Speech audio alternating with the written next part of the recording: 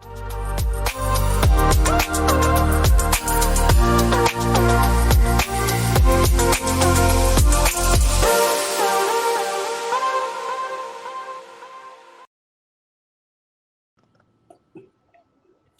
everyone and welcome to Climate Australia. I'm your host Lee Constable and today's episode is about the Climate Champion program and about research scientists, science communicators and farmers all being able to talk with each other through this program and the research done on that by our guest. Before I go to my guest, I just wanted to acknowledge the traditional owners of the land on which I'm broadcasting to you, wherever you are. Right now, I am on the land of the Turrbal people, so I am just north of Meanjin or Brisbane, and I'm on the Quandamooka coast. So I'd just like to pay my respects to elders past and present, and also acknowledge, given that today's episode is about farming, that Aboriginal and Torres Strait Islander people have been managing the land, sea and sky and having great relationships between people and planet for tens of thousands of years. So today we will be talking about farming and climate change and being a climate champion. So I want to firstly welcome to the show Dr. Jenni Metcalfe. So Dr. Jenni Metcalfe is the Director of eConnect Communications. She's also the researcher and brain and motivator behind all of the things to do you're about to hear about and the program. And so Jenni is actually a professional science communicator with decades of experience in everything from journalism to public communication, talking to researchers about communicating their science, all kinds of things. She's a hugely experienced person that we're really lucky to have today. Welcome to the show, Jenni. And I'll briefly, thank you. And I'll briefly introduce our two farmers as well. We've got Peter Holding joining us. He is joining us down there in New South Wales. Peter is a farmer who took part in this program, and he is also someone who is heavily involved in Farmers for Climate Action. Welcome, Peter. Thanks very much. Welcome. Great to have you here. And we've got another farmer who took part in the program, Lynn Strom. Now, Lynn is someone from a dairy farming background, and the program's taken her on to talking to young people, whether they're in the urban environments or in the country, about seeing themselves in agriculture. So we'll get into that as well today. Welcome, Lynn. Thanks, Lee, and great to be able to have an opportunity to talk about Jenni's research. Yes. So speaking of which, we'll go to Jenni now. So Jenni, we're going to just give people an overview first of what the program is. Could you explain, to anyone who hasn't heard of it, what this program is and does or set out to do? Well, the idea of it came about when I was doing communication support for the Managing Climate Variability program. And that was funded by a whole lot of rural research and development corporations. And at the time, traditional extension from research to extension agents to farmers was decreasing. So we were looking at ways of getting out the science of how to manage climate risk out to farmers. And my research at the time indicated that the best way of getting this sort of information and knowledge out was through peers talking to peers, farmers talking to farmers. So the overarching goal of the program was to get together a collection of farmers from around Australia in different commodities so that they could learn more about climate science, about managing risk, about managing climate risk on their properties, and share it with other farmers. There was also an objective that researchers would then have access to farmers so that they could learn about farming knowledge, because scientific knowledge isn't the only knowledge. And by learning about farming knowledge, that would better inform their research and the sort of products that they developed for farmers. So they were the two ultimate goals of the program, which was firstly to get peers talking to peers, and secondly, to get farmers talking to researchers and vice versa, and listening to each other. So it started in the start of 2010, and I should acknowledge Kylie Poulsen from the Grains Research and Development Corporation, who was supportive of this, and also Colin Crichton, who was the coordinator of the program at the time. And they very much worked with me and our team to develop the program, to get farmers on board and to make it happen. And I've been a science communicator for 31 years, and I have to say that this is the most exciting and rewarding program that I've been involved in that whole time. It ran for 6.5 years, from 2010 to the middle of 2016. And it was just fabulous to see the sort of things that happen in the program, some of which I did not expect. Yeah, I imagine that you must have gone into this with one idea of, ideally the outcomes, and then you're always, as a researcher, going to be, often surprised by the results that you find. And definitely, I'm sure, when you bring together these different communities and different ways of knowledge sharing, that's a really great overview. And I really wanted to now give both Lynn and Peter the opportunity to talk about what their program experience was. So we'll start with you, Peter. What did you think when you first heard about the program? Well, at the time I was interested in the impact of climate change on our farm, like at a very personal level. And so I applied to join and really didn't have a lot of expectations. I thought it would be more of an education experience than anything else, but it's been mind-blowing, the connections that we've been able to make, the scientists we've met, the farmers we've met right across Australia, the networks that have formed out of it. The influence we've had on things like the NFF and government, it's just, and it's still continuing to this day. Like, we're still connected, as you can see here today, with Lynn and Jenni, and there's ex-climate champions in WA setting up a net zero 230 group that are trying to work with the Western Australian government and are getting places in that area. So it just continues on. I think it's amazing, and I think what it emphasises is the need for extension and communication between these different bodies. I think that's been sadly lacking in Australia. We do a lot of research and various things, but we don't tend to get that research out of the lab very often. Yeah, no, I agree, and I think I could see Jenni nodding there in the background, because it must be music to her ears as a researcher to hear you say all those things. You said ex-climate champions, but it sounds to me like that's never really the case, which brings me to our next farmer, Lynn, as a ex, or I should say current climate champion. What has the program led to for you, and what was your kind of experience going in, or expectation? Look, seconding both what Jenni and Peter have had to say, people are agriculture's greatest resource. And this was a program that totally acknowledged that, building the people capacity of the people on the ground. The program offered me everything I was looking for at the time. I was looking for an opportunity to surround myself with like-minded farmers who were really committed to providing safe, affordable, nutritious food for Australian families from profitable, climate-resilient farming systems. People who were really tuned into the fact that we all wanted to tread as gently on the planet as we can with the knowledge and tools that we've got. Farmers who are just as nervous as me about fronting the media, an opportunity to be informed and have an active role in my community and in supporting my fellow farmers. Farmers who wanted to have an opportunity to have conversations with researchers and experts. And it was really clear from the beginning that this was a group of people who had my back. And it was just the most wonderful experience. Yeah, and how important is it to have each other's back? Did either of you find that you were often having to defend your position as farmers in this kind of conversation?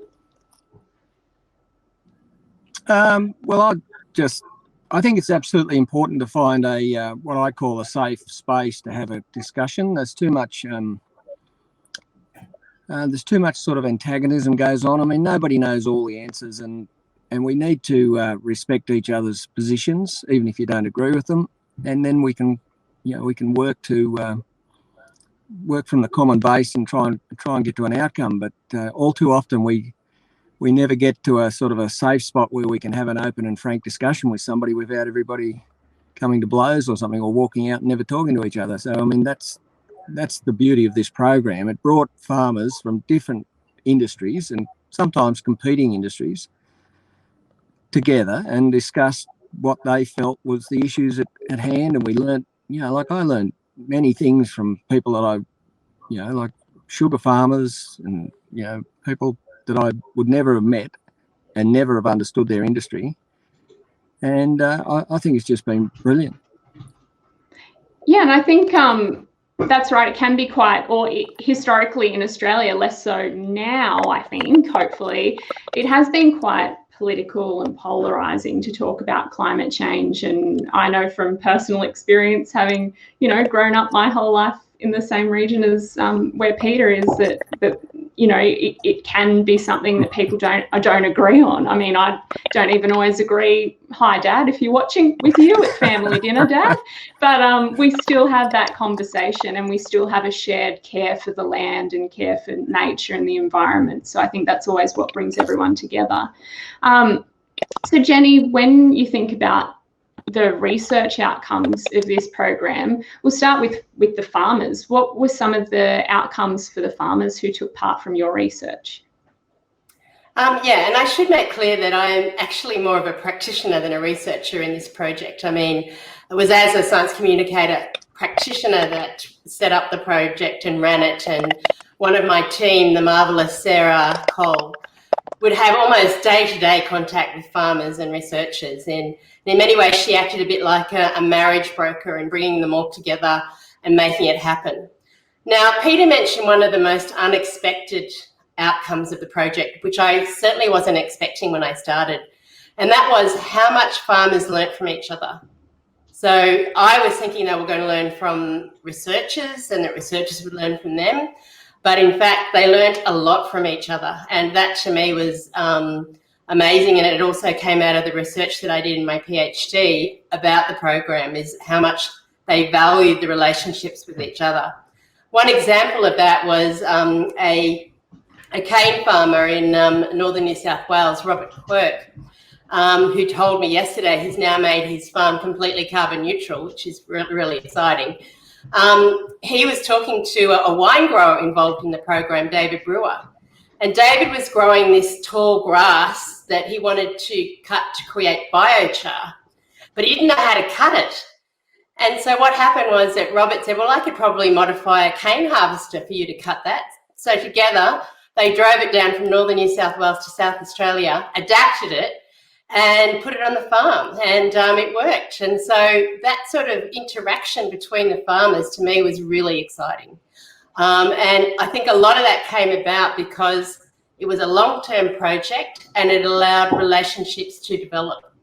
And whenever we had workshops and get together, and we tried to do that at least twice a year, we tended to do it on farms or near farms, and we had as much time for informal interaction as we did formal interaction with the researchers. And to me, that's the secret of the success of the program, is that relationships developed. And these were personal relationships. I heard of farmers going out to dinner with scientists when they went to their city or their town. And so they formed friendships as well, which to me was really exciting. And all of those things helped to generate change. At the start of the program, we deliberately didn't say it was about climate change. We said it was about managing climate risk. Because if you remember, in 2009, 2010, a lot of people in rural communities, and especially farmers, were sceptical of climate change. And some of our original climate champion farmers were also sceptical. But I tell you what, before the end of 12 months, they were no longer sceptical. And it wasn't from necessarily what the scientists said. It was what their fellow farmers said to them in the program. And for me, that was really exciting. What my research showed was that there were probably, I could summarise it in 3 main outcomes for farmers. The first was, and Lynn mentioned this, they gained confidence by providing skills and training for them. They felt confident speaking to the media, giving presentations, interacting with a whole range of different people, their peers, but also others. So that's the first thing. The second thing I think was that because they were interacting with leading climate scientists and agricultural researchers, they developed a level of credibility within their community and across the nation. And I think that credibility really helped them and also helped them to gain confidence. And the third thing I would say is change. And that was very much about the relationships they developed with each other and with the researchers. And that I think everyone was changed by the process. And as someone who was helping to facilitate the program, I was definitely changed. So I think they were the main benefits for the farmers that I found in my research and what I could say anecdotally. Yeah, well, I'd love to throw to you, Lynn, and then I'll go to Peter to give your personal experience of that. You know, what did you find from your relationships that formed and conversations you were able to have with scientists through this? I had personally spent 5 years working out in community pharmacy. So I'm a sixth-generation farmer, but for the first 25 years of my career, I'd worked in another industry where you did have all the experts on speed dial. And so when I came back to agriculture, I was really looking for that experience. I just loved to learn, and I had a lot to learn about agriculture. And that was just so extraordinary to be able to have conversations with people like Snow Barlow and Richard Eckhart and Mark Howden. It was just extraordinary. And these people really wanted to listen to you because the research had shown that 9 out of 10 farmers learn from other farmers. They want to see the research working in their own backyard. They trust their peers first. So we were able to share that. You know, where I live is very different to where Peter lives, just the rainfall alone. And so, you know, I was able to bring people like Richard Eckhart to my region and share with him, meet our farmers. These are the barriers they face. What can we do in our region? It was just extraordinary. And I was just blown away. I think we had every single farmer in the region turn up to the field day that we ran. It just created a whole new feeling of optimism for me, and I honestly believe that we just come out of the millennial drought in our region, and certainly dairy and deregulation. There were so many challenges. I just think even bringing Richard to our region at that time through this program just gave the farmers optimism to go forward, and it's, confidence and optimism is just so important when you're in a high risk field like agriculture. Yeah, absolutely. And I think, you know, that coming together of farmers is definitely something I can imagine from having been at things like that with my family for land care and you know, things that bring people together. It's very much about what works for you and your peers and community and connection. Peter, how did you find the process? Because you're from the same region as me, not as high rainfall, and how did you find the process, and how did you find yourself and other farmers around you kind of reacting to it? Well, I found the process was just life-changing, really.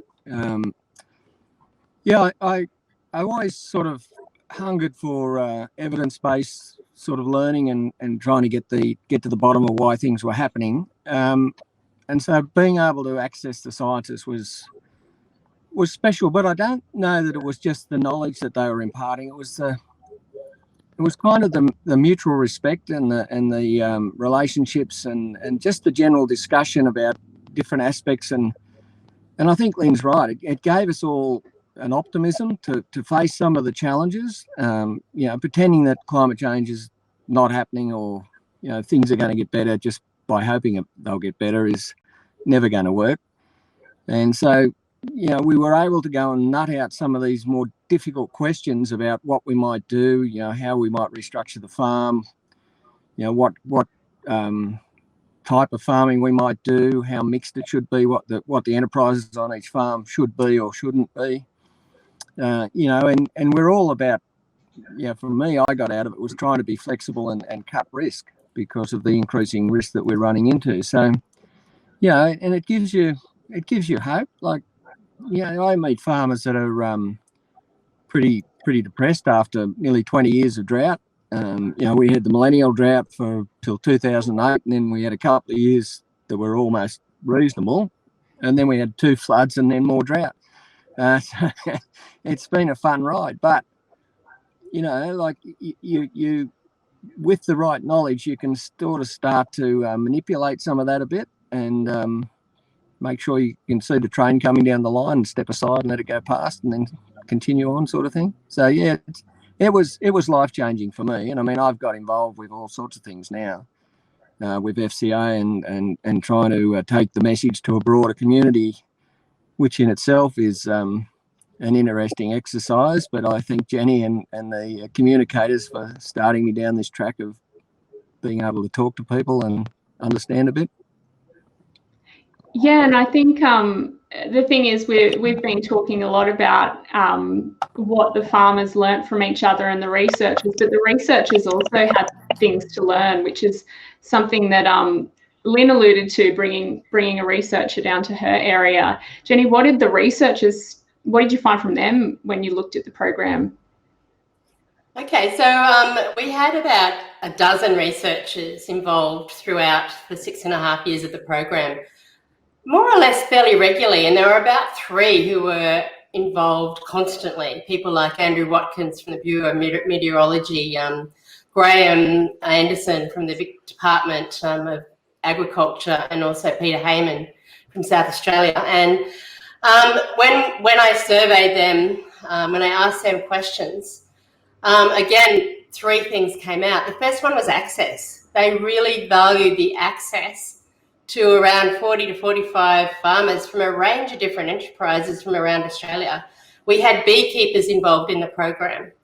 We had extensive beef producers involved in the program. We had winemakers involved in the program, which made our dinners pretty good sometimes. So that access to be able to listen to and ask farmers was really good. One of our farmers, Peter Whipp, who is a extensive beef producer from Longreach in Queensland, I remember that he couldn't make the first workshop in Brisbane, so he came to one in Western Australia. Before he came, he contacted all the local West Australian climate farmers and went and visited them before coming to the workshop in Perth. And that made us realise that we needed to have workshops out in the region. So we took the scientists with us out to the region when we had workshops. And that was really, really beneficial because they learnt a lot from that too, which is really, I think, the second thing was that they got this trusted, they started to trust the farmers.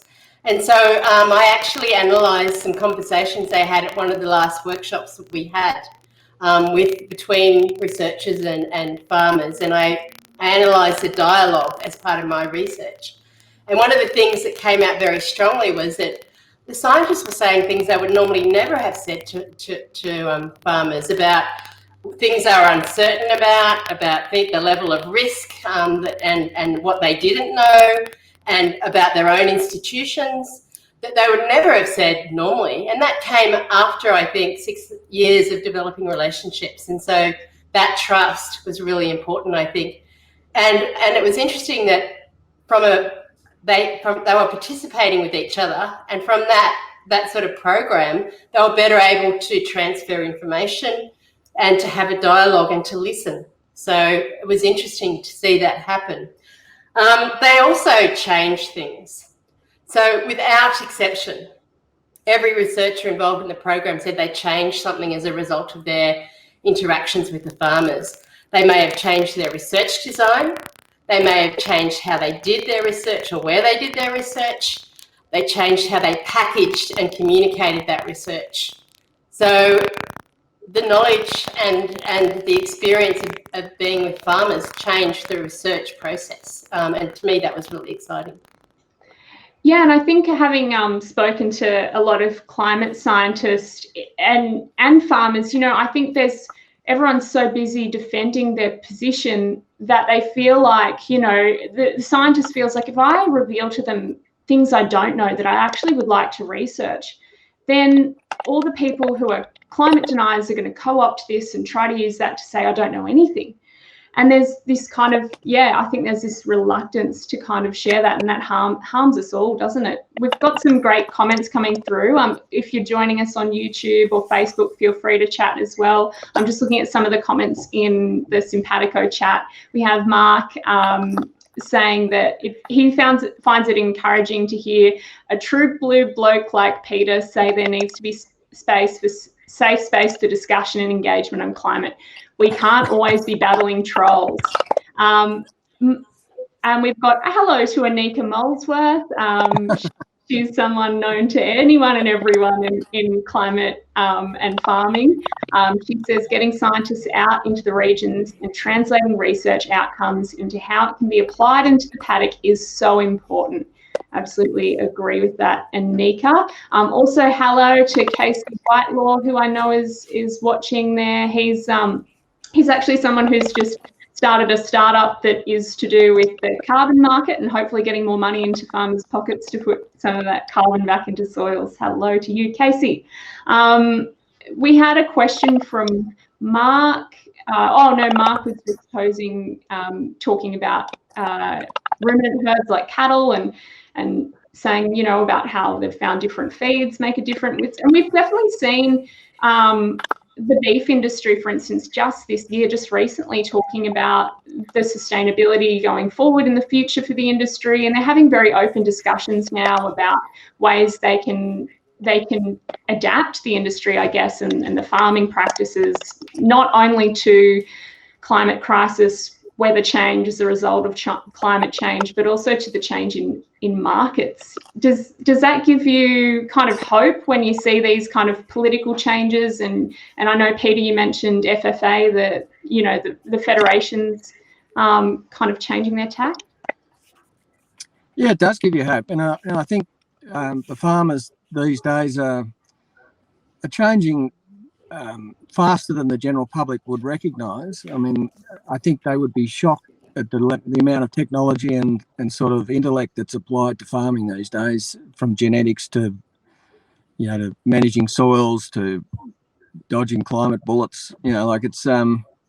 It's quite interesting. I think what I found also is that we developed a level of trust with the researchers, so that we could get behind the mask of certainty and start to unpick what like scientists. If we've learned anything out of coronavirus, we've learned that we need to listen to the experts, I think, and then we need to analyse what they're saying and work out how it fits for us. And that's the tricky bit, and that's where I think people like Jenni and the extension services that we've lost need to be replaced, because it's that connected communication that is so often missing, which just prevents us transferring the knowledge.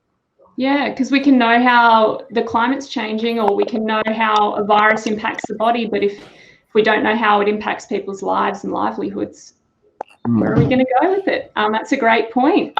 So, Lynn, what do you think from your perspective you've seen kind of come out of the program for you and for your region, beyond the program as well, just politically, the chats that are happening right now?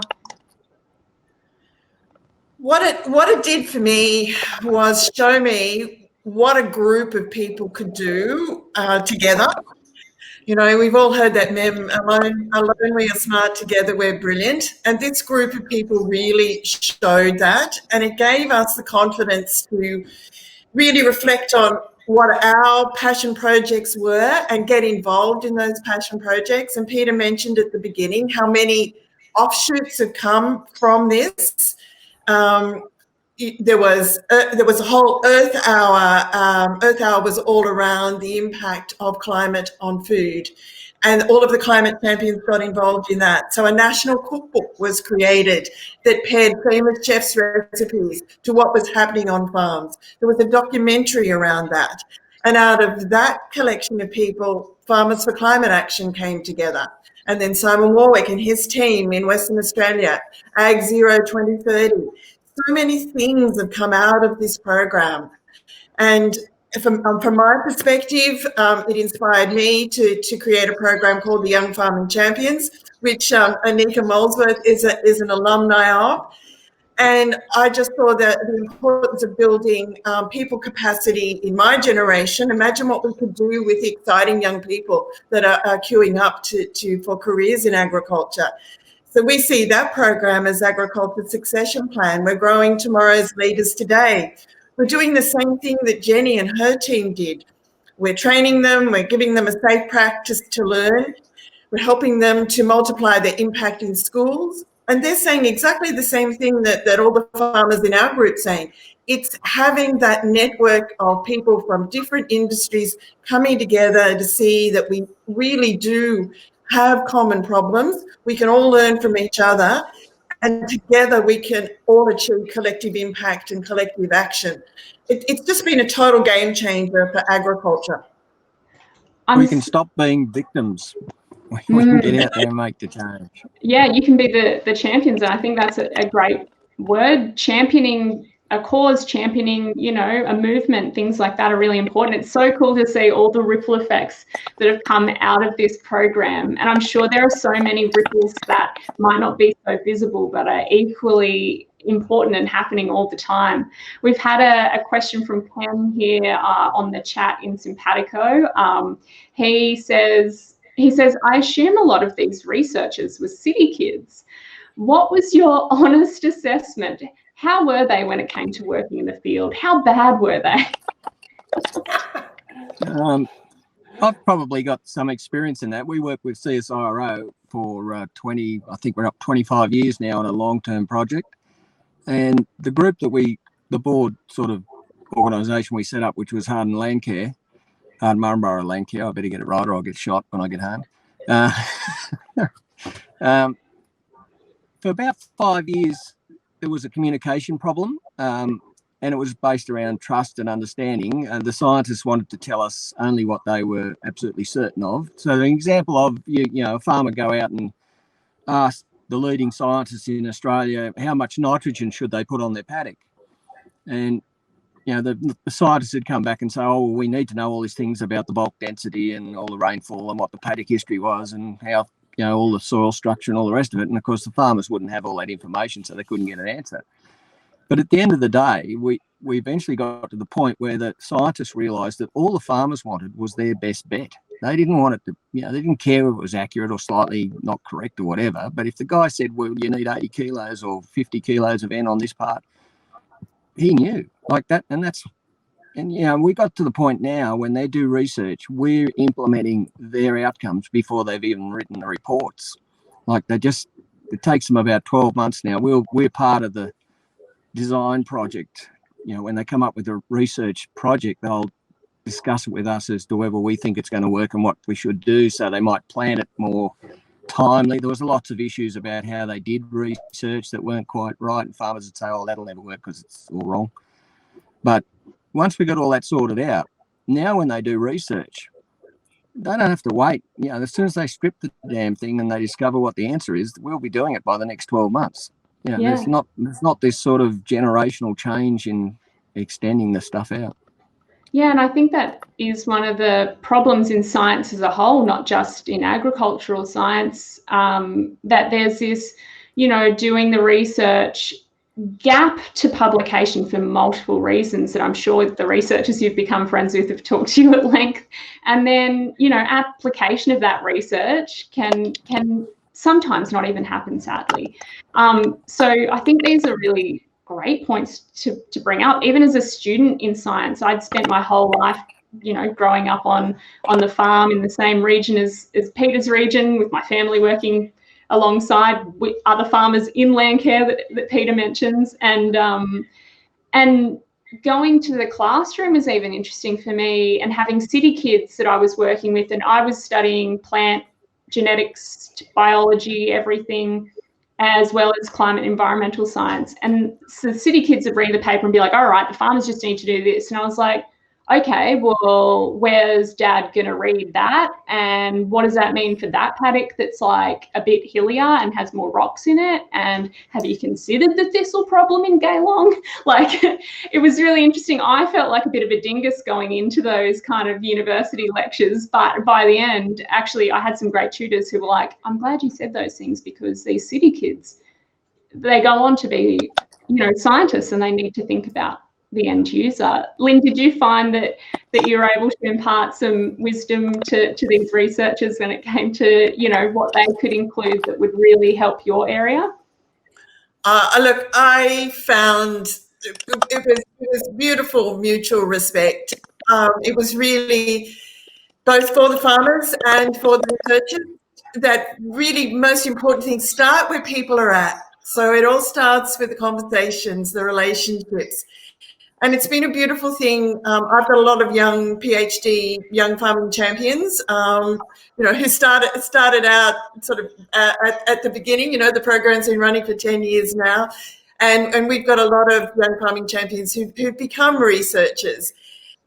And they would say it is just so fantastic to have that knowledge. And my science is important, but the social science is just so much more important when you really understand what the barriers are to get that research out of the kitchen and into the paddock. Because I think I saw somewhere, I might be wrong, tell me if I'm wrong, Australia has one of the lowest translation of research from the lab to the paddock. Is that correct? Am I correct in saying that? And so the fact that the government basically stopped extension must be the craziest decision that they have ever made. And it's having that capacity to have farmers and researchers work together. We can do extraordinary things in this country. So that connection is just pivotal, absolutely pivotal, to have that mutual respect. Let them talk to each other, have the conversations, learn to start where people are at. Yeah, it's critical. And this comes to a really important point. On this program, I really want it to be a space where we can get into the nitty-gritty of what needs to change, like on a big scale, to help these individual things. What individual things collectively make a big scale change? So at the moment, we've kind of alluded to things like, obviously the industry bodies and those things need to be advocates for farmers when it comes to, the future of their markets, the future of their farms in the face of climate change. But then we also have kind of talking about policies around how publication happens and how we get science applied even before it's published. And then you've got this other point coming in where you're talking about what's funded, and whether that's the research itself or actual extension to farmers. And we've seen kind of rollback of funding for things like land care. Would either of you like to talk about what are some of the big changes that if you could snap your fingers and be like, this is funded, this research happens, this is what happens for our farmers, what would you say you'd want to see happen? Well, for me, I'd like to see more community empowerment. I think one of the problems we've got is that, I don't know if it's because we live in a very affluent, comfortable country, but we don't seem to recognise that there are huge problems in this country, and many people don't feel they have a voice. I mean, somehow or other we've got to get to a point where everybody feels that they have a right. Well, not so much a right, but they can be heard. And if it's a logical, sensible point that they're making, I think they would be shocked to find that many other people think the same way, and then we can start doing something about it. But, we're being dictated to by a sort of an elite group, in my view, that don't understand what the common man's doing out here on the land or in the city or anywhere else. I mean, I look at the coal miners, and I'm involved in the climate debate. We've got to shut down fossil fuels. Well, yeah, I think that's going to happen whether they like it or not.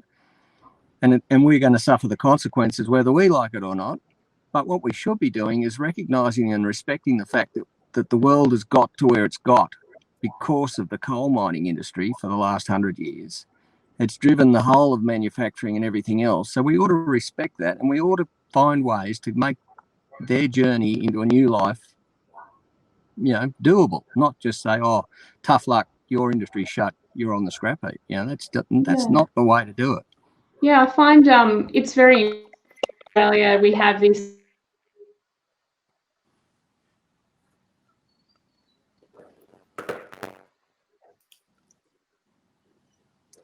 I lost something. Lee, we can't hear you. Oh, that was my bad. Sorry, I had a bit of a background noise earlier and turned my mic off. I was just going to say, Peter, I find in Australia, politicians like to say, think of the farmers when it suits them. And they like to say, think of the coal miners when it suits them. But quite often the politicians are from these rich city places. The people who are actually benefiting the most from coal mining are the people who are going to be harmed the least from a transition out of it. So it does make sense, we have to be giving coal miners, farmers, we have to be giving people, on the ground options of new ways to work as things change. Yeah, so how about you, Lynn? Did you have any words to add to that? I'd certainly like to second Peter's comments about people empowerment. People are Australia's greatest resource, and one of the things that I would like to see is that be celebrated by, to start with, our politicians. This concept that we're all getting out of bed to support the GDP, we've got to provide people with a vision that gives them joy and hope. And it really saddens me, for example, the National Farmers Federation doesn't have a people pillar. And so it's our politicians to start with sending the wrong message to Australia. Send the right message to Australia. People are Australia's greatest resource. Empower them. Help them all be critical and creative thinkers, lifelong learners. Help them be informed so they can have polite discourse. The reason why we're all at each other's throat, because, we're not sure if we have the necessary knowledge. I mean, the Australia Institute report this week, people totally overestimating the value of the gas industry to Australia's economy. I work and I survey people right across Australia. People totally underestimate the value of agriculture to our economy. So it's so important we get our messaging right. We provide our ambassadors with the right messages to get out there and share exactly what the value of the people are that are making this country such a magnificent place that we can all be proud of. And and that message starts with the government, them being role models and them valuing the people in this country and empowering them to help them see that we're all on the same page, give them agency, give them ownership of the solutions, and let's have collective impact and collective action. Have faith in the people that give you the power. Yeah, absolutely. I think what you're saying makes a lot of sense, and it's great to see that you're not just, alone in saying that. We've got your programs that you've kind of launched that you mentioned that Anika's a graduate of and out there being a very public advocate, and I know many others are as well. I guess as far as what people might be thinking as they're watching this, if someone is watching and they're in the city, what do you think they should do to find out more, to be a part of this, to get more connected with agriculture? Well, come and visit if you want to be overrun, and it's nice to ring them up and tell them you're coming rather than just invade their property. But most farmers are quite happy to have people come and look at their farm. They love nothing better than to talk about their favourite sheep. I have to say, I'm a city girl. And one of the things that I loved about this program was that I think I went to almost every farm that the Climate Champions had, and that was just such a highlight of my life, is being on farm, talking to the farmers, finding out how they operate. It was a complete and utter joy as a city girl to experience that and to understand that. I learned so much from being involved in the program myself. Like that's what we do at FCA. We rely on our farmer volunteers to get the message out. So the reverse applies. If you want to know, if you live in the city and you want to find out something about what's happening on Australian farms, if nothing else, give us a ring and I'll find some farmer for you that you can go and talk to. So that's Farmers for Climate Action for anyone who's watching. And I personally love to know how city people would like to connect with us. I just love that. Like we're in schools with our programs. There are lots of fabulous things going on in across Australia that agriculture is doing to connect. The one thing we could do is do a big stakeholder mapping of that and provide people. So we in agriculture can do a better job. we're sharing with our urban cousins how they can connect with us. And so if you want to lobby for that, let's get some stakeholder mapping out there so we can find out how we can connect our urban cousins with our country cousins. Yeah. Yeah. Given we can't travel overseas at the moment and not too far even within Australia, maybe this is a great opportunity for people in the city. Get out and see our rural parts of our state a lot more than we have today. Yeah. And I know Lynn and I were talking before we went into the interview about not just agriculture, but also hospitality and the tourism industry and what that all has to do with our economy here. And the regions can and are a part of that. Anika Molesworth in the chat here in Cimpatico said she was told repeatedly, publish or perish when studying science. But if tweeting research outcomes reaches a far larger audience and a better audience, including farmers who can apply the knowledge, do we need to be training researchers to communicate in new and more impactful ways? What would you say, Jenni? Absolutely. And that's one thing that we continue to do in our business, is to train farmers.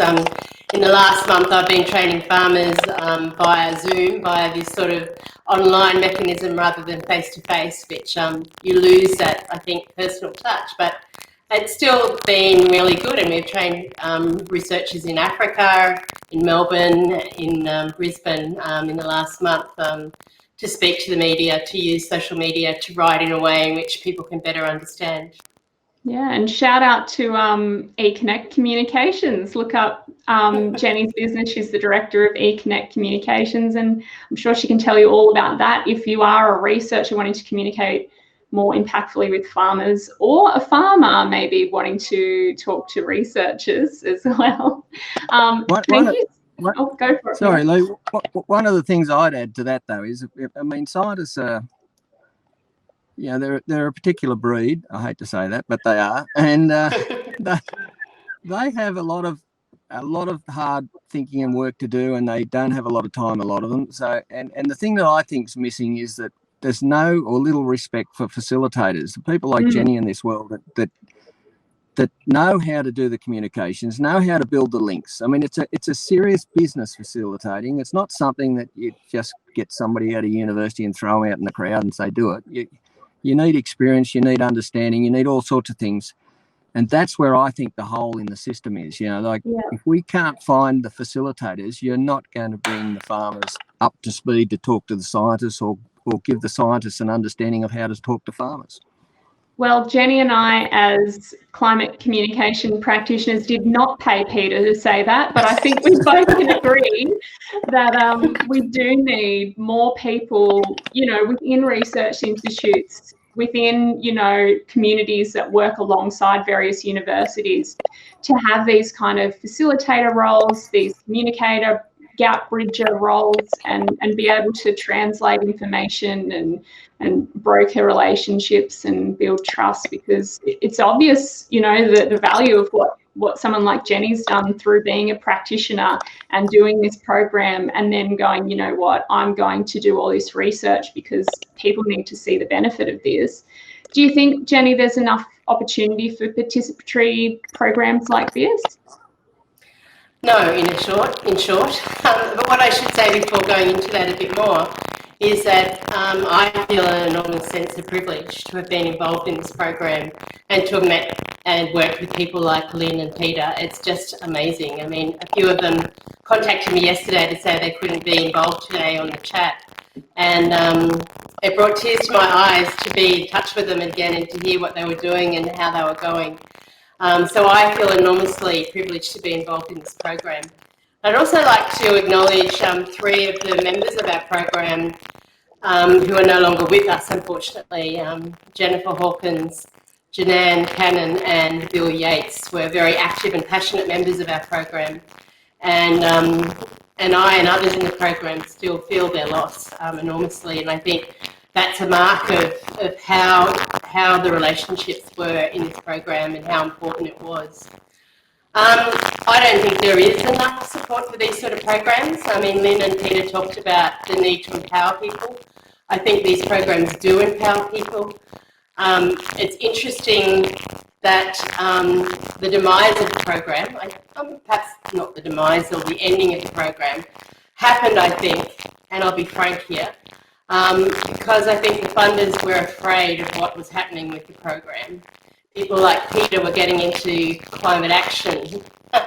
People like Lynn were getting involved in influencing young people, and it was going a bit beyond their comfort zone. And the other thing was that a criticism that I heard was that it had become like a social club.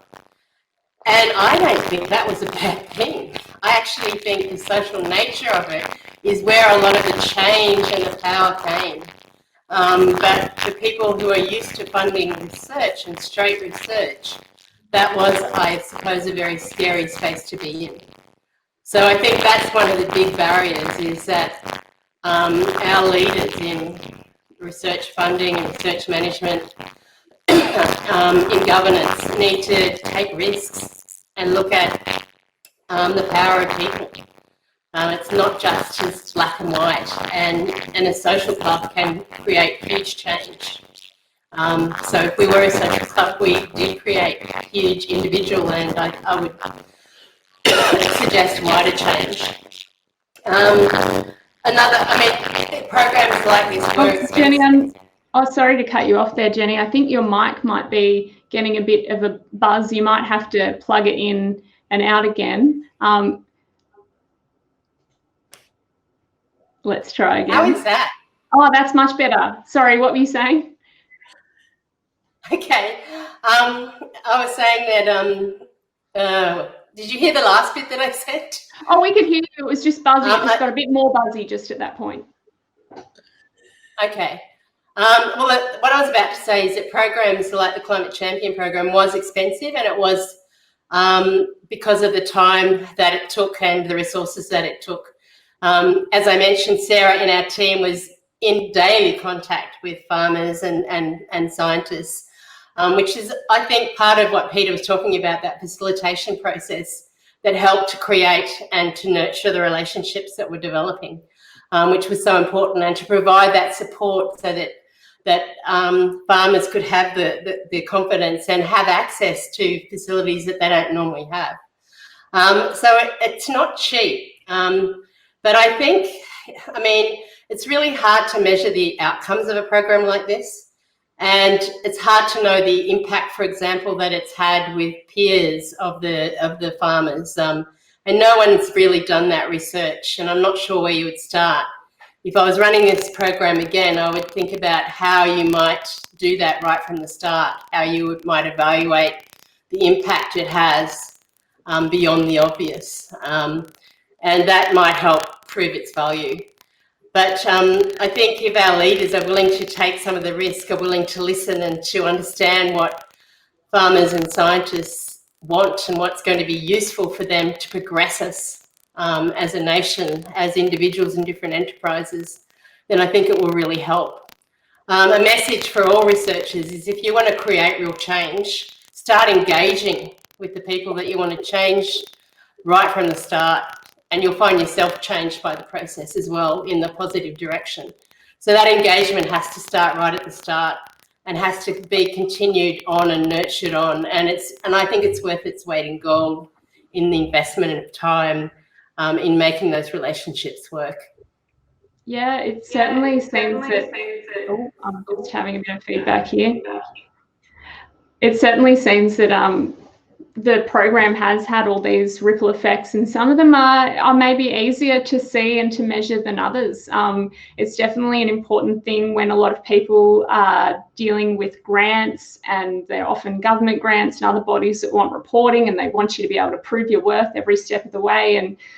And especially, alluding to that idea that perhaps when you start making waves with these ripples, certain people who hold purse strings don't actually like it. So maybe that's the biggest indicator of the success of this program. We are coming up to the end of the hour. I have to say this conversation has been just great. And I hope this is the first of many. If you were watching and you're a farmer or you're someone who works in that space between, like Jenni, as a translator, communicator, bringer together of worlds between different worlds in agriculture and beyond, let me know if you want to chat on this program. I want people to use this as a resource. I also don't want this to be the only chat we have about this program and its impacts and with its participants. So if you're a participant watching and you want to be on and you want to have a say, come on, let me know, get in touch. If you're watching on Facebook, you can send me a message there on Facebook or on YouTube, same thing. Or if you're one of the farmers who's interacting, I know lots of farmers on Twitter were getting excited about this program and whether or not they could make it. Feel free to reach out there as well. And I'm on Cimpatico TV right now. It's free for anyone to join. We don't sell your data. You can sign up, make a profile, and then you can be in the live audience where I've been seeing Anika. She's already there to welcome you. See, you've got someone who's a familiar face.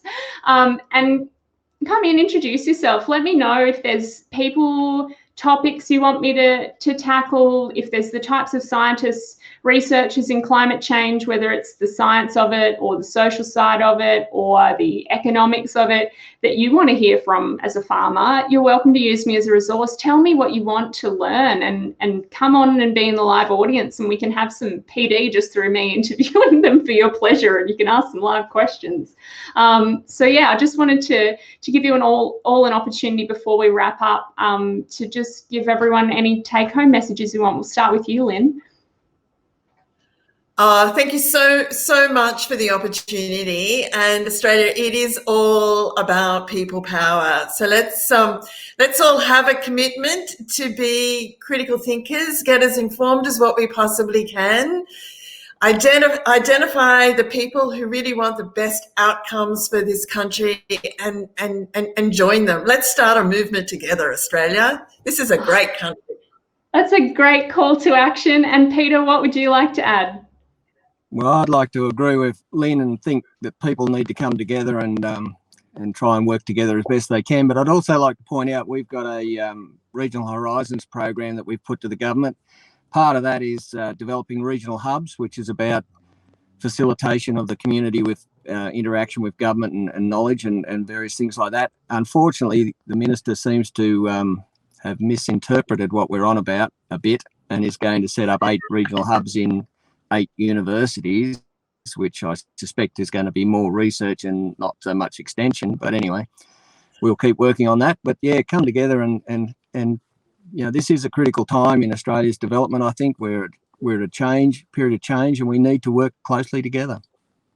Absolutely. And then Jenni, if you want to give any final remarks to people watching before we go. Well, leading on from what Lynn and Peter have said, I actually am very sceptical of governments and politicians, and I think we need to find a way to work without them. So if we can make some of this happen without governments, if there are any philanthropic funders out there who can make this happen and can see the vision of the people that are on the ground, then I think we're going to make huge change happen. All right, if you have some money and you're watching and you need a place to put it, call Jenni. She's got plenty of great ideas. She'll put you in touch with Peter and Lynn and everyone else, and you can make a lot of good change happen regardless of what the government's up to. Thank you so much to all 3 of you. FCA is not government funded. It is. Funds for Climate Action, not government funded. That should give me, I mean, it shouldn't, but it gives me more hope that it will stick around. so that's great. Thank you all so much, and thank you to everyone who was commenting and watching YouTube, Facebook, and here in Cimpatico TV. This has been another episode of Climate Australia, and I hope will also be another one of many when it comes to agriculture and climate and the change we want to see in the world. So thank you all so much, and you can feel free to log off whenever you like and go about your beautiful days in your beautiful parts of the world where you are. And yes, stay in touch. Thanks again. Bye, everyone. Bye.